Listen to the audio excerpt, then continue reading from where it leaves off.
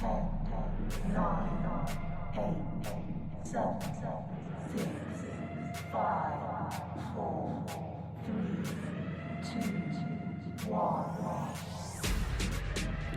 listening to Chameleon Radio Podcast, delivering every week a new interview with the best hip-hop rap artists of all time. From coast to coast, with your host, Mia Marshall.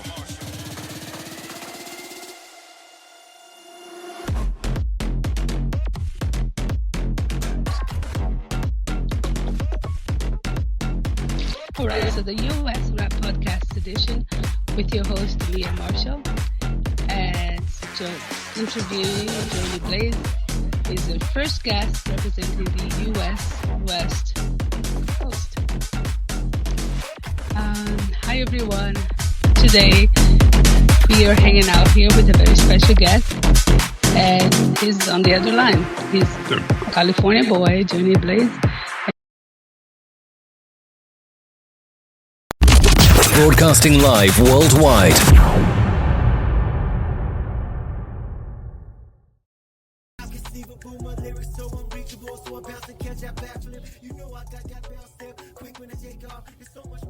So are you going to put it live on Instagram as well? Yeah, I'm going to do that as well. I've been doing the promotions for the last week and a half. It's really going into, cause like a lot of artists, you know, when I figure out that, like a lot of artists, they release like one song on Spotify and they blow up that song. But I have a catalyst to work, like generally work super hard to put out the best music every time. So like, I want to be out of the norm as well. When I do my music, I want to release as many songs as I can. You know, and let basically the listener decide on what's going to go on the album or not. Because I'm doing a surprise way of doing it. Because I'm going to put out a whole bunch of songs and people are going to like it and they're going to recognize who I am. And then when I drop the album, there's going to be like half of the songs that they heard that they actually super like. And then there's going to be lots of songs that they've never even heard before. And they're going to be like, this is an amazing album. This is like the best way to like, you know. No other artist does that, you know? Yeah, I've never heard of that, actually. Yeah, I try to do a different vibe, you know? Yeah, that's good. So you had them ready on the music streaming platforms? Oh, yeah. I got them on all major music platforms. It's here nationally, and it's also worldwide as well. I'm signed as a select artist with United Artists. And, you know, I just found it more benefiting. You know, when I first released my top song, which is now grossing at 792,000 streams on Spotify, which is my top song, and is really that's crazy. Yeah, my flyaway song. And like when I did that, I was just a young artist, like wanting to get on platforms, so I went through an app called Reverb Nation. Reverb Nation is a decent app.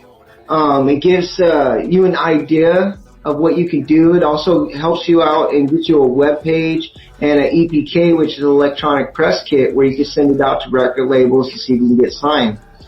Well, I don't know. I didn't know anything about the business. I've been in the business a long time, but when I started, we were just getting out of doing hard copy CDs and then into yeah. So I've been in it for a minute. So learning the digital world, you know, I just jumped into the first thing I could with Flyaway, and I went on to CD Baby, and CD Baby released a song for me. Now, I would never have anything bad to say about CD Baby. It's just that, like, there's so many great platforms that you can get through now, and like so many apps that you can get through to get on those platforms, that like it requires maybe looking into a little bit to see what's best going to fit an artist, you know, instead of just jumping out the first one. I think I could honestly have gotten more streams on Flyaway on my success, because it hasn't even been a year yet, and it's almost a million streams by itself. But I think I could have had more streams as well if I would have went with maybe a different app or a different company like United Artists.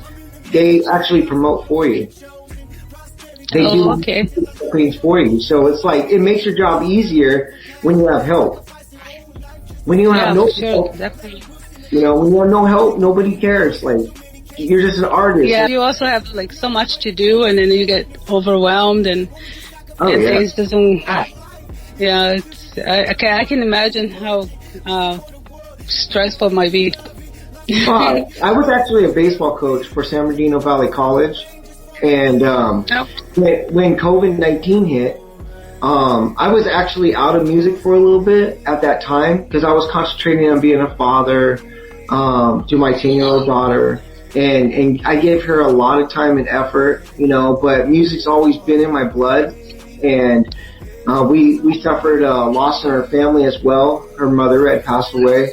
So with that being said, like, I really did the 110% dad thing, and you know, I love baseball. I've been in baseball all my life, and when COVID hit, it was almost like a blessing for me. And I know a lot of people are looking down on it, but it was a blessing. It's opened up a lot of my talents, a lot of my music avenues now, and it made me more focused on what I really want to do. I go to college 16 units. I'm almost done with my AA program for kinesiology. And, so I mean, I'm super busy, and like, you know, going back and forth from California, and I just bought a house in Iowa. So it's like going back and forth, you know, I don't know where I even find the time, to be honest, but yeah, it's all, I literally don't have time to do anything. Maybe get 3 hours of sleep a day, you know, but it's all about sacrifice, you know. I have that intuition that's built in me, that I watch a lot of like motivational videos that are online. I know it sounds corny, but you know, I think they help. You know, I watch a lot of like, like Dwayne The Rock Johnson. He has motivational videos out there. I like listening to him. I respect the guy. I respect his hustle. And I think the biggest thing that I heard from him was, you know, if success don't sleep. Success has never slept its whole life.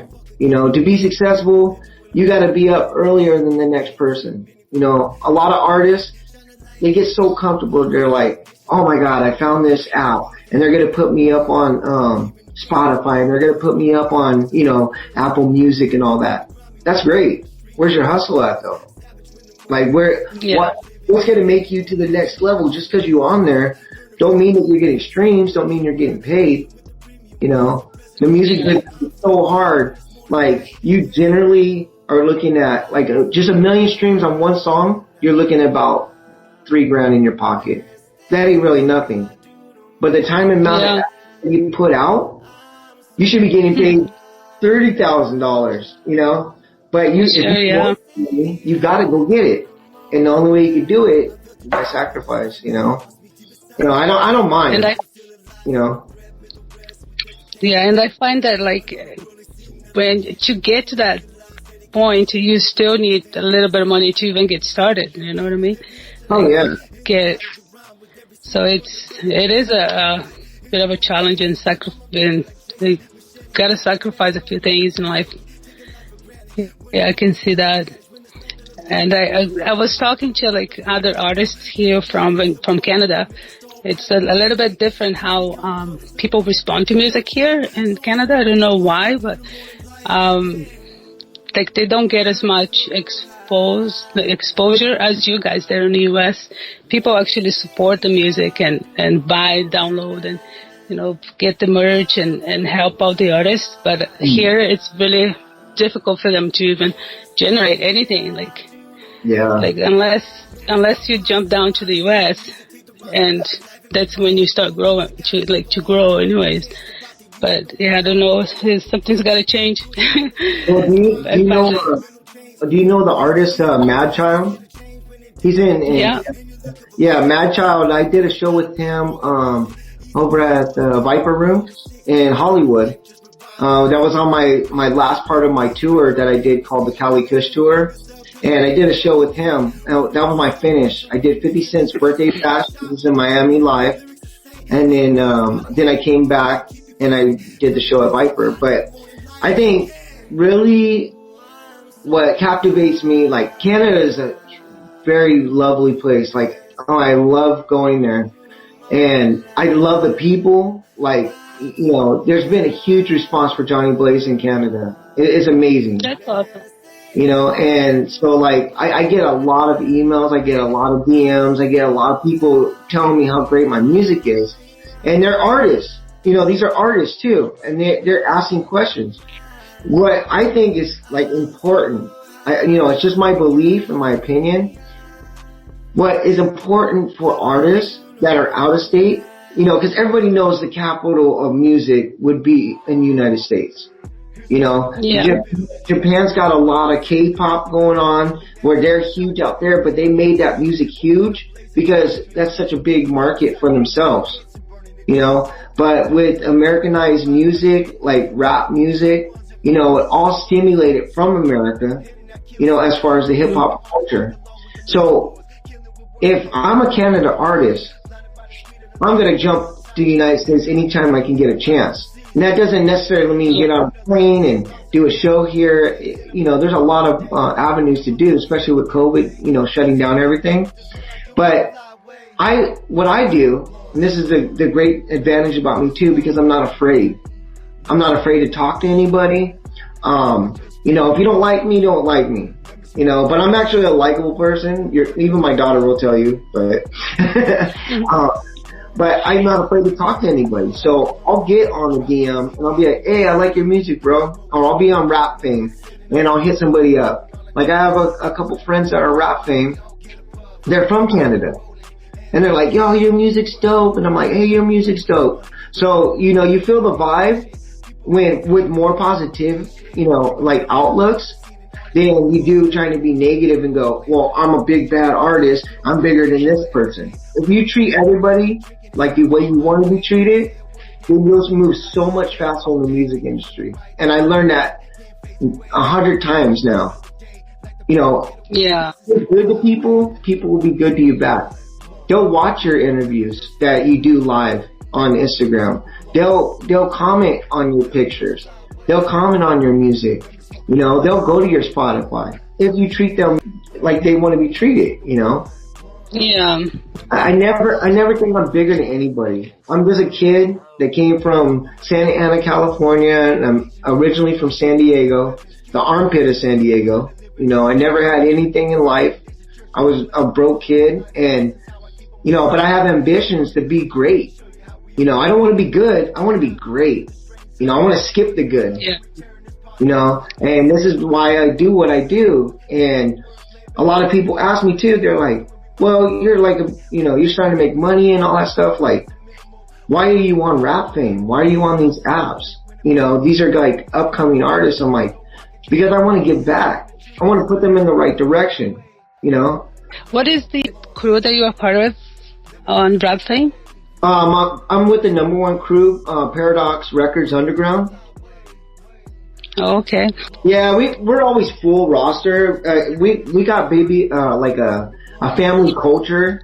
All the artists that are on there, we've actually developed something that Rap Fame really doesn't try, or a lot of artists don't try. Within our crew, I've actually set up Zoom meetings on Saturday nights just with our crew. And it's, you know, 20 people in this room, and we talk about all the issues of the day. You know, some of us are in the music business that are just getting started, and there's guys like me that have been on there, and I can answer a lot of questions and help them, point them in the right direction. And it's worked wonders. I mean, these guys' music, they started out as just rap artists. They're just throwing some lyrics onto a beat. Now they're on Spotify. They're on these streaming websites because I give them a little bit of inspiration to say, hey, you can do this. And anybody that wants to try or has a dream to do music, or a baseball player or a football player, go for it. Make it your destiny, make it your ultimate goal, because nothing in life is unattainable. That's why we're human. Yeah. Anything, you know? Yeah, that's true. That's true. You gotta believe and go for it. Yeah. Yeah, I like that attitude. So what was the trigger point that made you decide to get into music? Well, I have a funny story. So I'm 12 years old, and well, maybe 12, 13, and I like this girl named Jennifer Coe, and she was in my drama class. It was like a acting class or whatever, right? And Okay. I loved her a lot, and we had to make a project to do in front of the class. Well, I ended up singing a song from Top Gun, and I basically lip synced it, but it was kind of pointing in her direction. Yeah. Yeah, it was the most embarrassing thing I probably did, but No. I after that I was like trying to figure out ways I can start getting into music, you know, like, cause I really like singing and I really like the dramatization of it and being able to act out and have fun with it. So, I think my first ever tape, I had tape. Yeah, I'm pretty old. I had tape and it was at a record store and it's called the NWA tape. And I'll never forget it because that's what changed my whole aspect in music itself. And then, it's just so ironic that I got NWA and I started like really trying. I wasn't dressing like Eazy-E or nothing like that, but I was rapping to my dad, and my dad's like, "Are you using cuss words?" And I'm like, "Oh, dude, I'm sorry. It's part of the music, you know. Like, this is what I want to be like, you know." And then many years later, I was working for Airborne Express, which is now DHL, their international like company. And I said, you know, I don't want to drive anymore. I'm tired of route driving. I'm going to get another job, you know, because I was young. And I ended up getting a job at a rim company called SAF Forged Wheels. And it's a high-end rim company that puts rims on celebrity-type cars. And they're really expensive rims. I'm not kidding you. Like, I've seen rims go out of that shop for 20 grand with diamonds on them and everything else. Yeah. So they're a big custom shop. And when I got there, they were basically in like a 8,600 square foot warehouse, very small, have these lathe and CNC machines.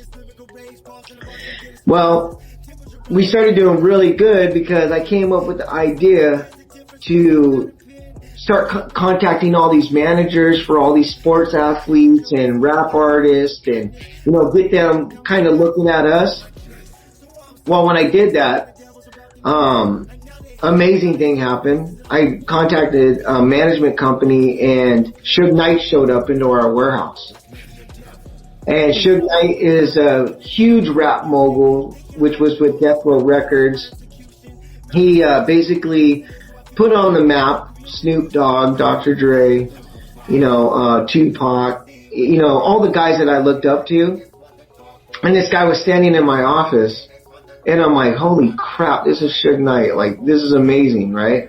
But I didn't think nothing of it, and I'm not the type to be starstruck because, you know, I grew up with nothing, so, you know, you see somebody like that, you just have total respect because he was part of this genre that I had followed as a younger kid, you know?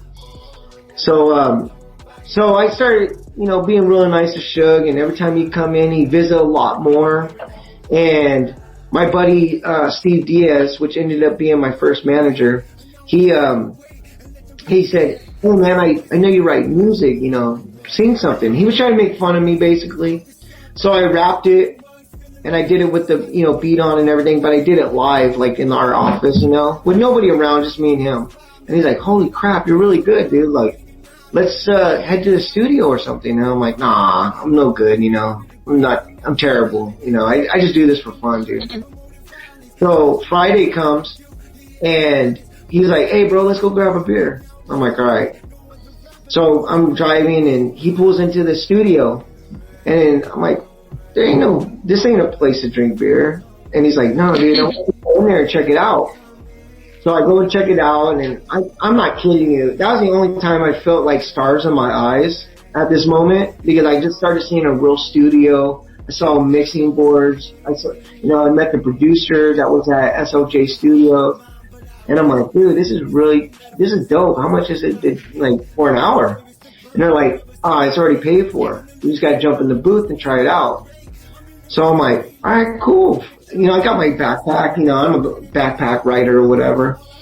Jumped in the studio got the headphones on. It felt natural as could be. It felt like I'd been there for years.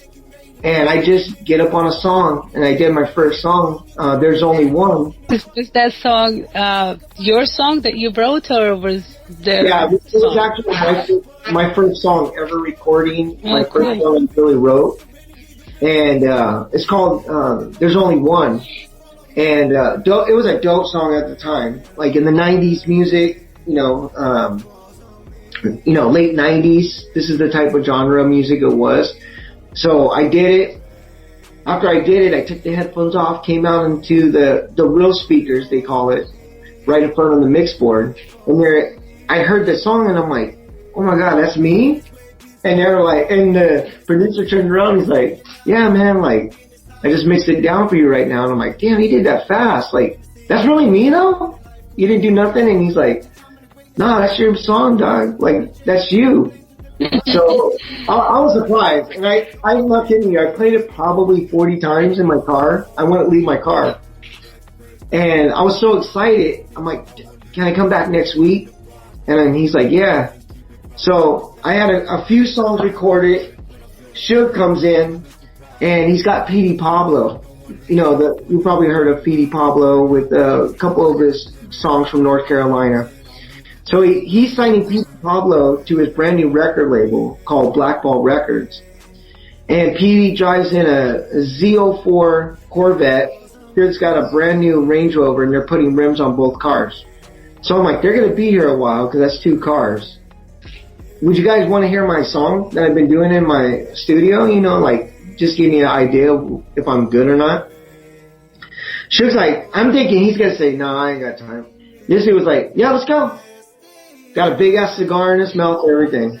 Sits down on the couch. I'm sweating so bad, and the air conditioning's on. I was stressed. Petey comes in from his car. He sits down next to Suge. I put on There's Only One. I put on a couple other ones, and I put on a song called Bring the West Back. And that was like the song that I had written that was, I felt like it had meaning to it, and it was like West Coast music, let's bring it back, because Tupac had passed already and all that. Suge and Petey both got wide-eyed and they couldn't believe it. They were like, yo, that's you? And I'm like, yeah, that's me. Isn't it amazing? I said the same thing. And then they started laughing. And they're like, hey, we want you to come down to Studio B in Hollywood. I said, you guys got the address? I'll go down there. And they were like, yeah, where all the famous people, they record there. And I want you to meet my producer. I'm like, cool. So, Friday comes, I'm down there. I'm the first one there. I'm at 9:30. I'm attentive in my car. I'm like, okay, show up early. Yeah, they didn't show up until like 12 midnight. 12 midnight they didn't show up. I was in there for hours in my car.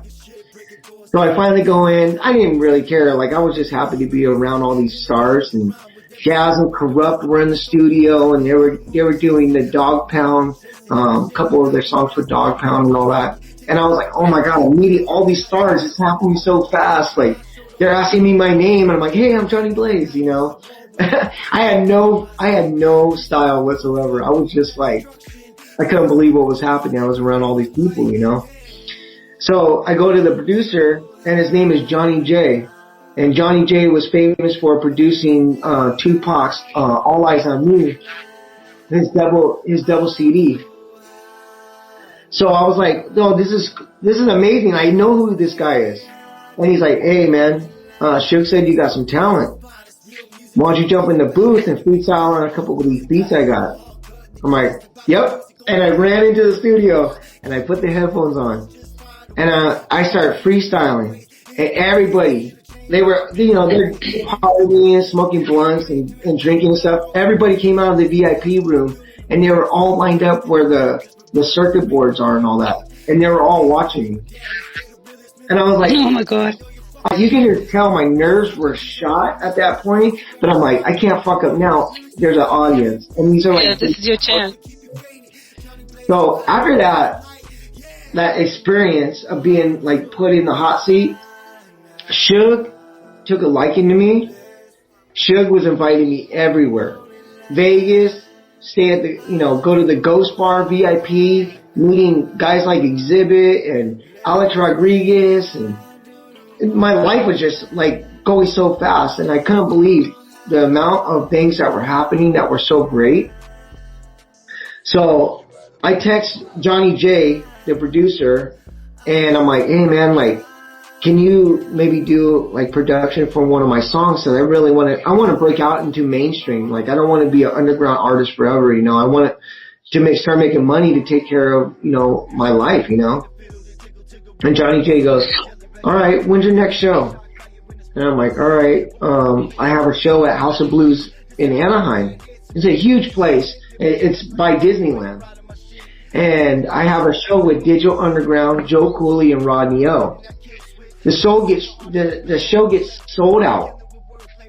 Sold out. There's people top deck, bottom deck, can't find a place on the floor. And Johnny J texts me and he goes, hey, I'm here and I brought some people. I want you to meet them. And I'm like, all right. So I come out of VIP and I walk out there and, a couple people are coming up to me, buying me drinks, and I'm looking for Johnny J, and you can't miss him because he's super tall. Johnny J was around 6'5". So he has another rap mogul that I really looked up to, which was Jerry Heller and his wife Gail. And they were my special invite for this show. And I'm like, yeah, so I'm like, oh my God, now I have to perform good. I'm opening up for digital. That was pretty stressful. But now I got this. Became with Jerry Heller and his wife before they, God rest his soul, he passed. But he had a beautiful book, the Ruthless Memoirs book that came out. And he was inviting me to all the book signings. He was paying for my hotels. He was paying for my dinners. Anything that I wanted, he was getting it for me, and I wasn't asking for anything. But if I asked him for anything, he would have gave it to me. Generally a nice guy. A lot of people think and perceive that these rap moguls are jerks and all this stuff. Suge Knight was the nicest guy. He's just like a regular man. If somebody came and stepped on your shoes, or if somebody pushed you down on the ground, you're gonna fight back. Yeah. It's a different approach. You don't let it happen. So he keeps his guard up all the time, so he seems like a jerk. Same with Jerry Heller. Yeah, sure. So I think what really got me into the music was like, I felt the passion that day in the studio. Everything is like a coincidence, but it all happens for a reason. Me running all these rap moguls that I looked up to when I was a kid, buying these tapes. That was generally like the straw that broke the camel's back. I knew that I needed to be in music. I knew I would belong here from just having those experiences. Did you have anyone in your family that was in the industry, or you were the first? No, I'm the first. I'm the first. My dad, he was a bowling alley mechanic for many years with Brunswick.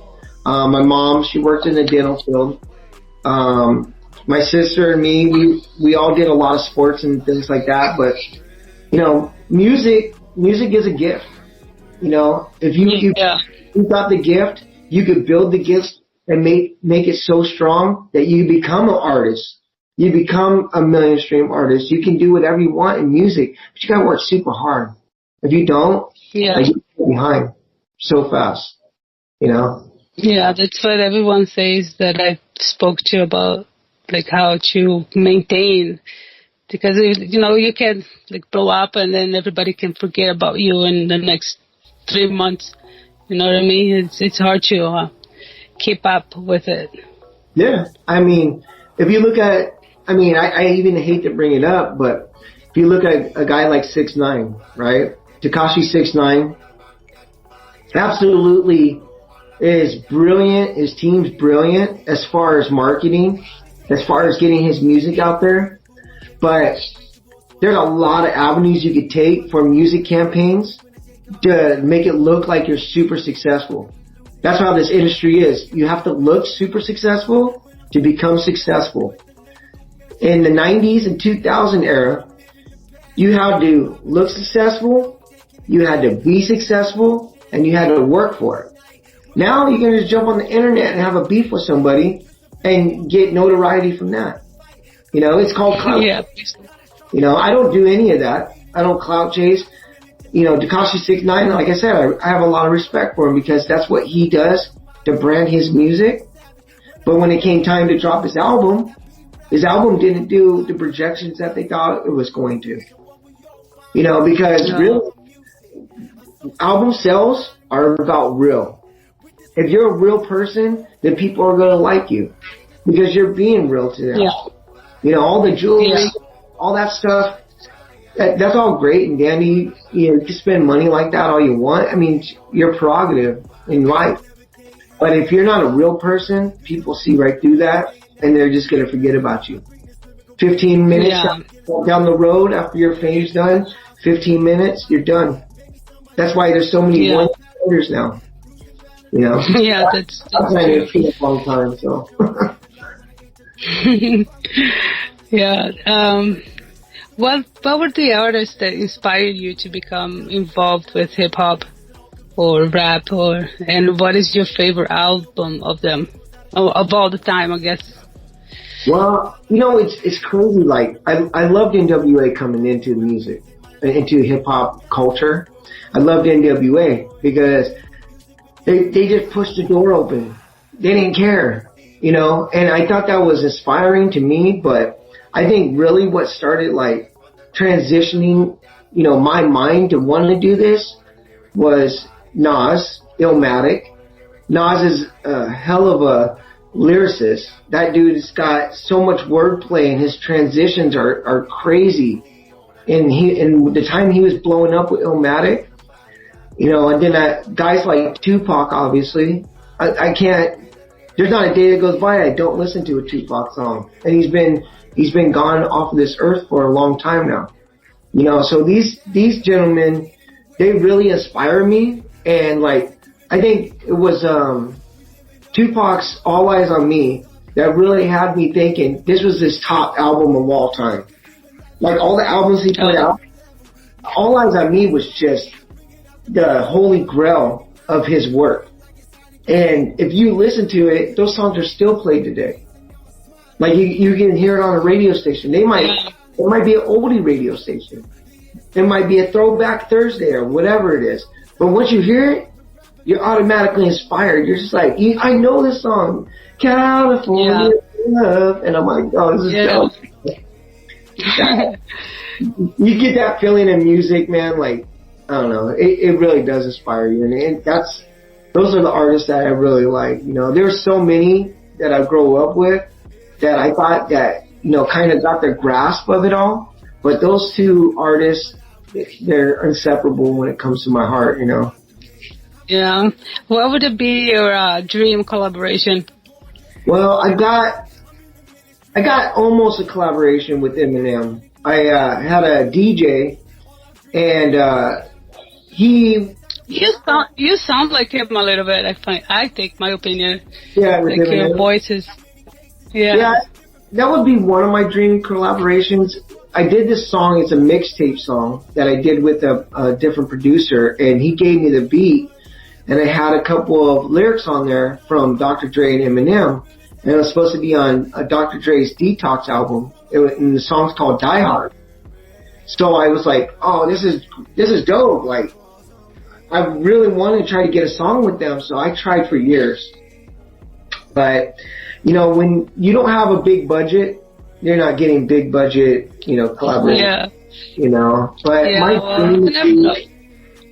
my dream would definitely probably be Eminem. And I do like the new style. If I had to pick a new style, I would like the Baby to be on a song of mine. Cause I think Baby's found it too. He's got that grasp on the industry right now. Anything he puts out, people like it. It don't matter what kind of song it is. It could be about a babysitter. It could be about a cat that he has. You know, there's some people like that. Yeah. Some people have that vibe. Yeah, he caught it. He caught fire. How long does it usually take for you to write a song? Like, well, I'm kind of perfectionist. Like when it comes to my music, so like It takes me a little bit longer than the average bear, I think. But, I mean, it's not months out at end. I try to put out a brand new song every week. You know, that's my goal. Every week I put out a brand new song. But I'm a perfectionist. So when I write it, I keep writing it over and over again. I make it so clear to where I find it, you know, the best I can get it. And then I hit the studio, and then I'll sit in there for hours in the studio. Like, I have a little girl, and I'm a caretaker for my mother. And, you know, there's times that I sleep in my studio. I'll just sleep in the studio and get up and record. You know, it's just like, when you're so focused on something and you want it to happen, like, I won't leave the room. I give it my 100% effort, and when it comes out great, I'm appreciative, you know? Like, I'm on rap. You probably seen my rap fame, but on the app, I have 28 featured tracks, and out of the 28, the last 5 weeks that I've had music on there, they've been featured in a row. So I have 5 in a row on Rap Fame. And these songs, they're special to me though. Like, every song I'm putting out now is just more special because I have a message to it. I have an inspirational story to it, and people can relate to it. And I'm finding the grasp on the music industry that I really wanted to do in the first place. I don't want to put out dumb music. I don't want to talk about broccoli. I don't want to talk about money and fame all the time. None of that stuff. Yeah, real life stories that people can relate to. Right? Yeah, because I'm just a normal guy. You know, I might have money, hundreds of millions of dollars in the bank, but it never is going to change me. I might drive a Minaj. I'm still never going to change. I'm still going to be Johnny Blaze. I'm still going to be about the people. I love interacting with everybody. I love going on radio shows and meeting new personalities. I love going out in the public, you know, from California to Iowa to New York to Boston. And Boston people are hard to get along with, but I get along with everybody that I meet there. You know? That's good. Yeah. So, all of your songs about like the real feelings and actual things that happen to you in your life, or some of them are just made up, kind of like, and if it is, what would give you the inspiration to write those songs? Well, you know, like I said, I'm always a realist when it comes to anything that I do. I can't fake the funk. I can't even lie to anybody. I'm a terrible liar, you know? Yeah. I'm terrible at it. So when I got into music, that's what I wanted to do. Because I have a story. You know, like, you know, the stories with Suge Knight and Jerry Heller and some of those stories. All those are real. They're not fabricated. So my life, I did grow up hard. I had a brother that was a drug dealer. He went to jail all the time. We had people breaking into our house, threatening our life. My parents both worked. My dad was a bowling alley mechanic. They don't make that much money. My mom worked at a warehouse with dentures or whatever. She didn't make that much money. They always worked. The only thing that we got to do in the street was play football, tackle football in the street, play baseball. You know, we grew up. No cell phones back then, eh? No cell phones, no nothing. Just us playing. You know, so everything that I say is true in my songs. You know, I did go through drug addiction issues when I was a young man. You know, I got into the industry a little too hard. And, you know, I worked myself out of it, you know, because I'm a fighter. You know, I was inspired and I want to inspire. Yeah, so, that's awesome. You know, it's hard for people. You know, I know addiction's hard because I've been through it. I know alcoholism is hard. You know, I'm a caretaker for my mother. You know, she was alcoholic for many years. After my dad passed away, it went really downhill for her. But I've gotten her so far back up because I've inspired her. You know, and she inspires me by living and having these stories with my daughter. So I don't think anybody should make up music. I think everybody should be heartfelt when they write their music. Because, you know, if you have that type of music, you will touch and inspire somebody, and they will relate to you, and you'll feel good about it. Maybe you help them out of addiction. Maybe you help them stop drinking all the time. Maybe they'll get inspired and they'll grab a dream once, you know? I don't want anybody to walk away from a dream. I want you to go get it. Go get the dream. Everything's obtainable. I promise you that. You know? Yeah, that's true.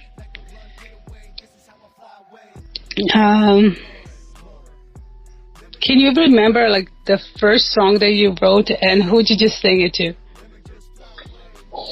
You can describe to me. The first song I ever wrote was I got a beat from the record store, and it's gonna be funny again. It was an Usher song. Alright, you know that song? It's 7 o'clock on the dot, I'm in my drop top, cruising the street, right? So I wrote, because I was really into love and poetry when I was starting to write music. So I wrote a song to that, and it was for a girl. And of course she didn't like it, but it was a rap song version of Usher's song. And I remember it distinctly because of the heartbreak I got from it, obviously. Just but it was fun, and I knew I could write music, and this was my first real song that I concentrated 3 verses on, and I go, you know what? I'm gonna start doing this. This is like really cool. That's good. It's a good story. What gave you the support to keep writing, like in the beginning? Like when since your girlfriend wasn't very supportive, or the girl that you liked or whatever, and who's that person that like kept you motivated? You know, I don't think it was a specific person. I think that my trait of me growing up and always being doubted. You know, I was bullied when I was younger. I was bullied right out of school. You know, I was on the football team as a freshman, and seniors would beat me up and throw me into lockers and things like that. So I built up this tough skin, and I think what keeps me motivated the most in music is definitely people who doubt me. You really shouldn't, because I'm going to go after it so much harder because of your hate. Yeah. You know, I can't stand haters. I can't stand them. I hate people that put other people down. You know, like I've been saying the whole interview, I want you to go out and grab a dream. Please, go and do it. I'm doing it. I'm grabbing all my dreams. I'm grabbing whatever dream I can fucking find. I want this.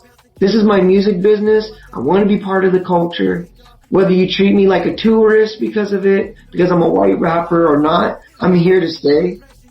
I'm going to make as many, you know, I'm going to make 1,000 songs by the time I'm done and over with. I'm going to have 1,000 songs out there.